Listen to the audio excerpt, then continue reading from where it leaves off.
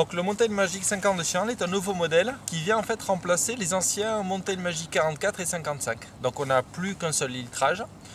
Où on se retrouve aujourd'hui avec 38 litres en volume arrière et 12 litres, donc 2 fois 6 litres en volume avant. L'objectif de ce type de sac, c'est pour des randonnées à la journée ou de plusieurs jours dans une option marche légère, matériel léger.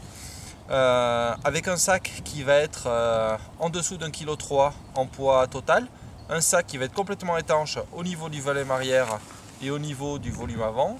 On va toujours jouer sur l'équilibre de charge avant-arrière et la mobilité avec libération de mouvement au niveau des épaules. On retrouve évidemment le système U-Flow, donc la sangle d'épaule qui coulisse sous le sac pour libérer complètement les mouvements d'épaule. Le concept des balance pocket amovibles pour équilibrer la charge avant-arrière au niveau du sac.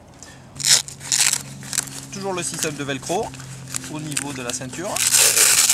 Et ensuite on enlève les sangles et le tendeur en partie haute pour libérer complètement la balance pocket au niveau du sac. On se retrouve avec une ceinture de taille classique et on veut repositionner la ceinture sur le sac. Rien de plus simple, le velcro et on verrouille par-dessus. On retrouve sur le dos au niveau du sac le fameuse mousse 3D Mesh de Arne qui fait 20 cm d'épaisseur. Le but c'est d'avoir un dos du sac qui soit le plus possible plaqué au dos de la personne, toujours dans l'histoire d'équilibre de charge. Par contre l'avantage de ce matériau c'est qu'il permet d'avoir une très grande respirabilité au niveau du dos et c'est également un matériau qui sèche extrêmement vite. On n'a qu'une seule taille de dos. Par contre on a 15 cm de réglage au niveau des hauteurs des épaules, c'est tout simple. On se retrouve avec une sangle, avec un petit système de clip qu'on vient tout simplement enlever et positionner à la hauteur dont on a besoin par rapport à sa hauteur de dos.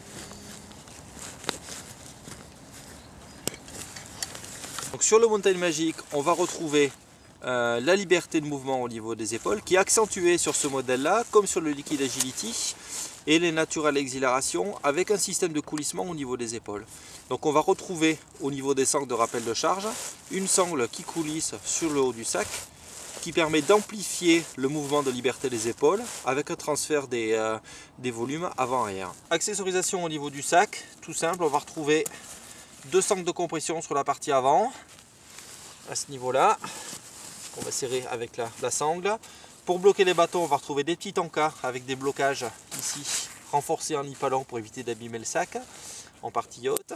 Et toujours bien évidemment chez Arne, le système de roll-up qui va permettre d'avoir une parfaite étanchéité au niveau du sac.